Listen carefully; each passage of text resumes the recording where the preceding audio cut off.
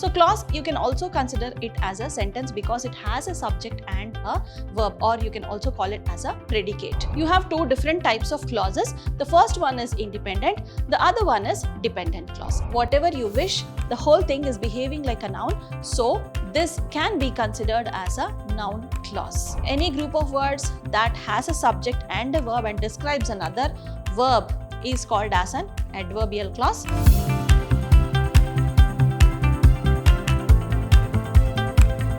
Hello everyone, a very warm welcome to all the young minds of class 11 CBSE.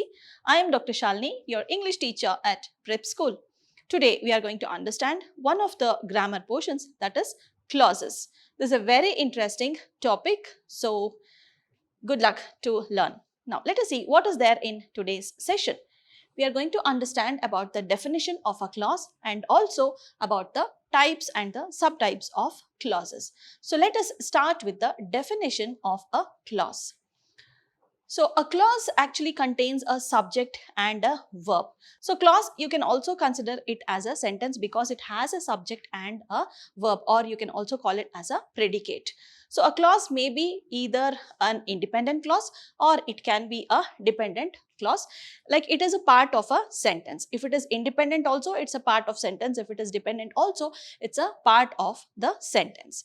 So a clause, you can define it as a group of words that contains a subject and a predicate.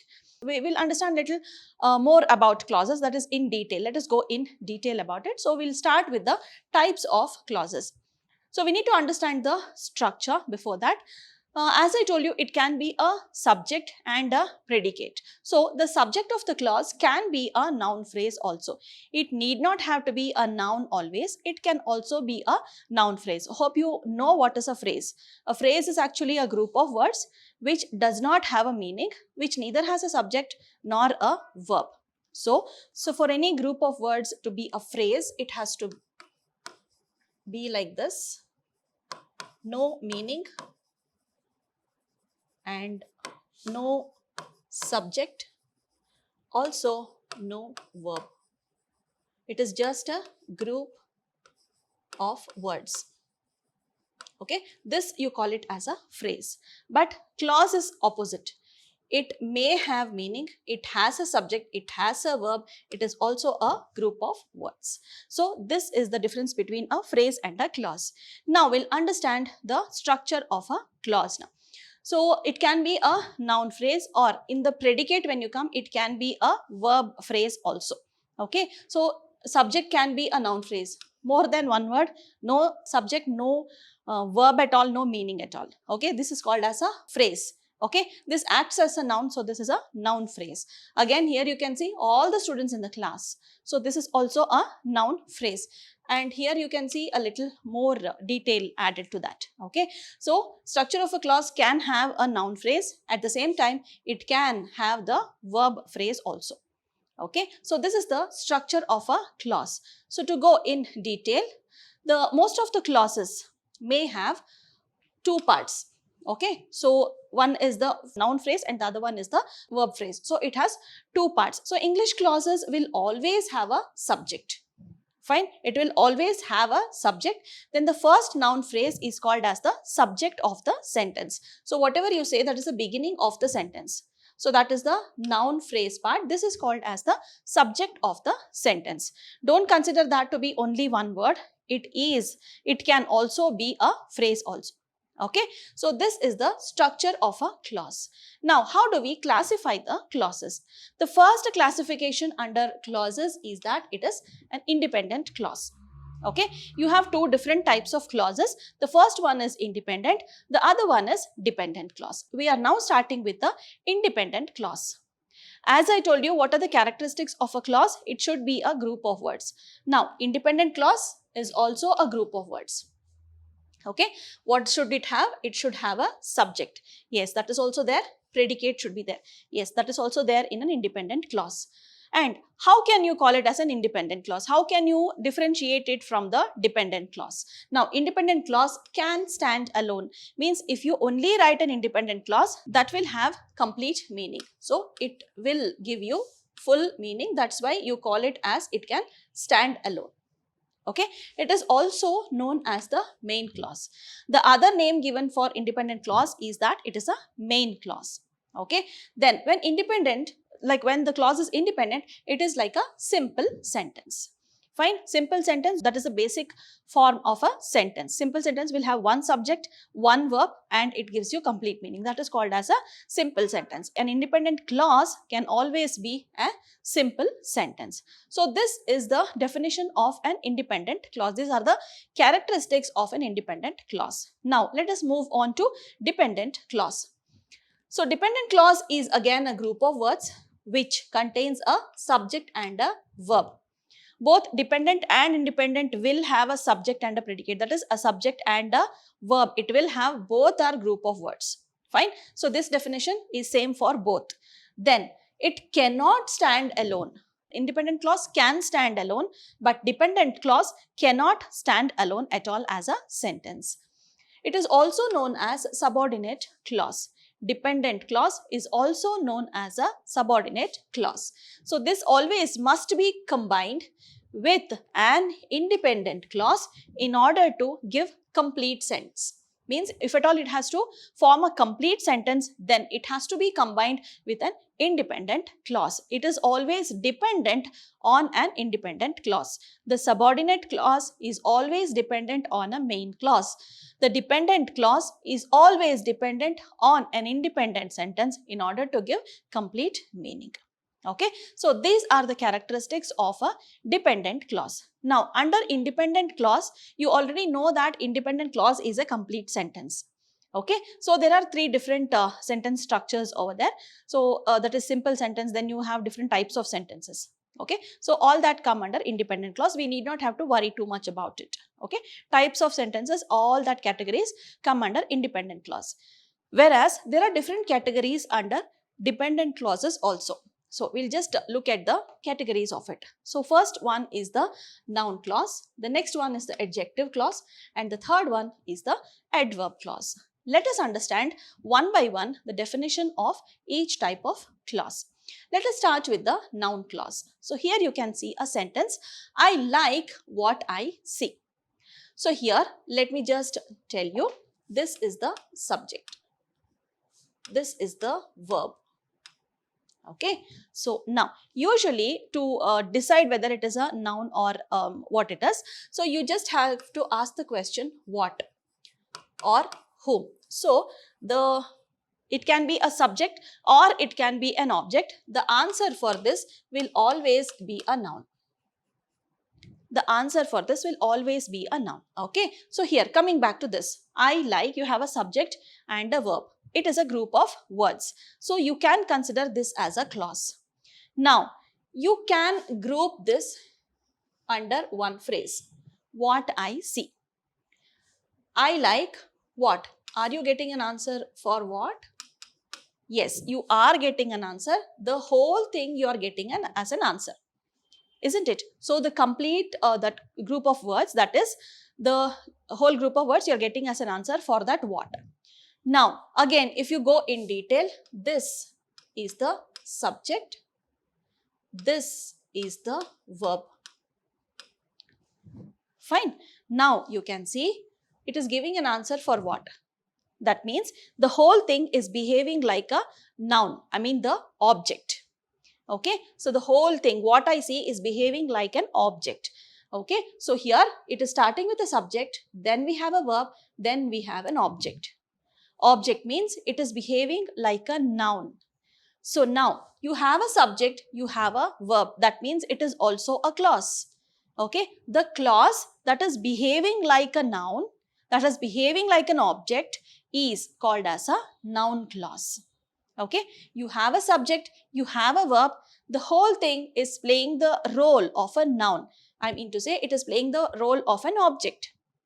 After the verb, you will have an object, right? It is playing the role of an object. That's why it is called as a noun phrase. Now, in this example, you saw the clause acting like an object. It can also act like a subject. Fine. So, here you can see whatever you wish. So, the whole thing. This whole thing, if you consider it as the subject of the sentence. Ask a question what, you are getting an answer. Okay, so here again, this is the verb. Again, this is the object. Fine. You have a subject, you have a verb, you have an object. Okay, so you have a subject, you have a verb, the whole thing, whatever you wish is my command, the whole thing is an independent clause. But if you go in detail, here you can see you again is a subject. So here again wish is a verb. So this itself is a clause. You have a subject, you have a verb, that is a clause. But the whole thing is behaving like a subject. So what is my command? Whatever you wish is my command. So whatever you wish is coming as an answer for what? The question what? That means it is behaving like a noun. Fine. Whatever you wish, the whole thing is behaving like a noun. So this can be considered as a noun clause. Okay, it is behaving like a subject, so it is a noun. It has a subject and a verb in it. That's the reason it is a clause. So it can be considered as a noun clause. Hope you have understood this. Let us move on to adjective clause. Now you know what is the work of an adjective, isn't it? An adjective is something that describes a noun. Describes a noun. Okay, so here we are talking about adjective clause. Now you can see the book that he bought is here. Now you can see there is a subject in the sentence. There is a verb in the sentence. Here is an adverb, leave it off. Now this part is giving us some extra information about the book. That is the subject. This part which is giving extra information about the noun can be considered as an adjective. Okay, so any word that describes a noun is called as an adjective. If it is a group of words, then we need to think. Just check in that group of words if it has a subject and a verb. So he is a subject, bought is a verb. Fine, that is a relative pronoun. It relates this to that. So now that he bought. So this group of words is describing the word book, which is a noun.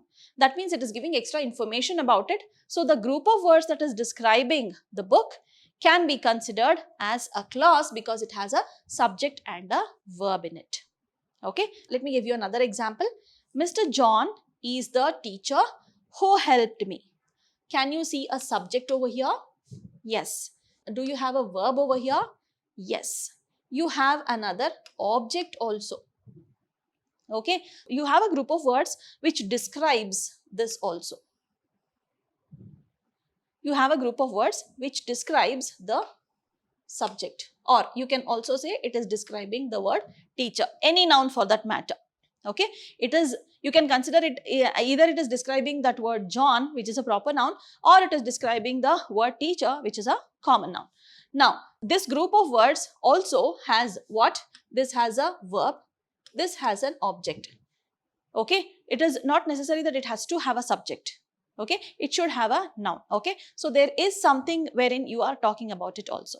So this word, something that is describing the subject.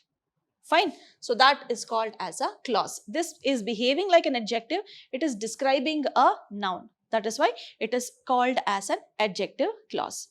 Usually only in adjective clause this confusion arises.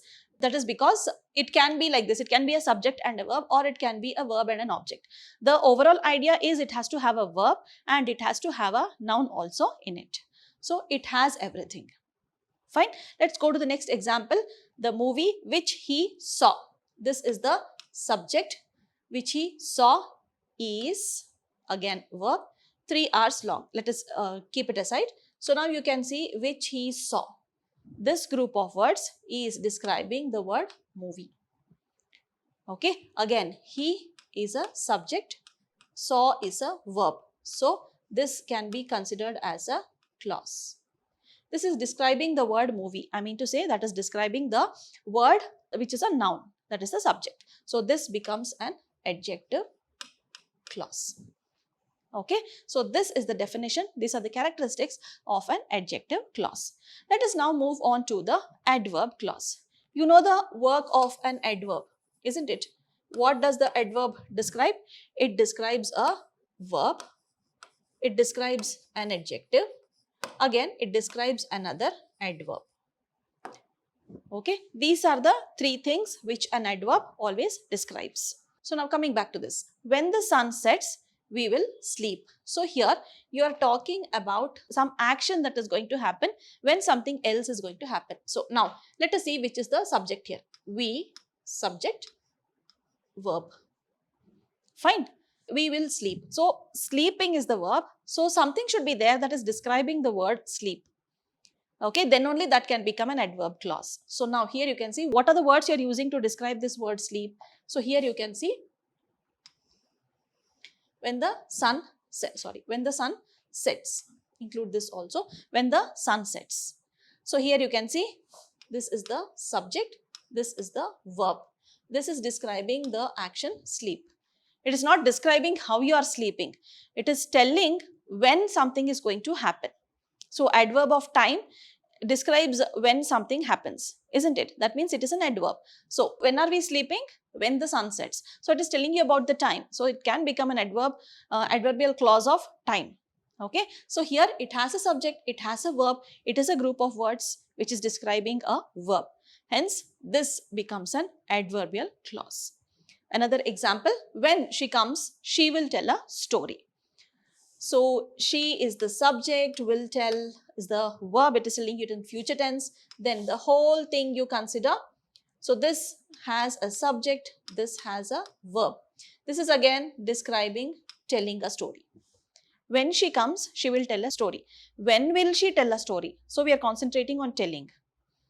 Okay, so you are not describing the story. You are describing the action of telling. When will it happen? You are telling about the time some action is going to be done. So that means it is an adverbial clause.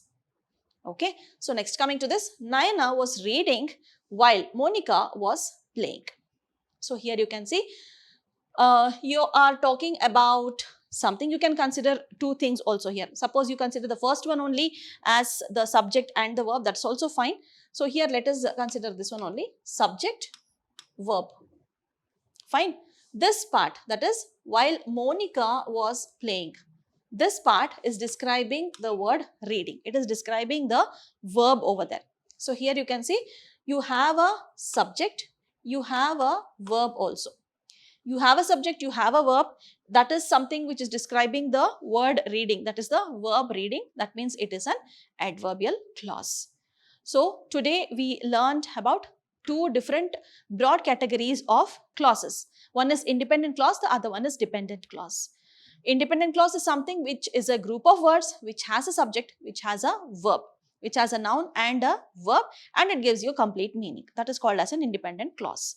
Coming to the dependent clause, there are three different types: noun clause, adverb clause and adjective clause. Any group of words that has a subject and a verb and describes the noun is called as an adjective clause.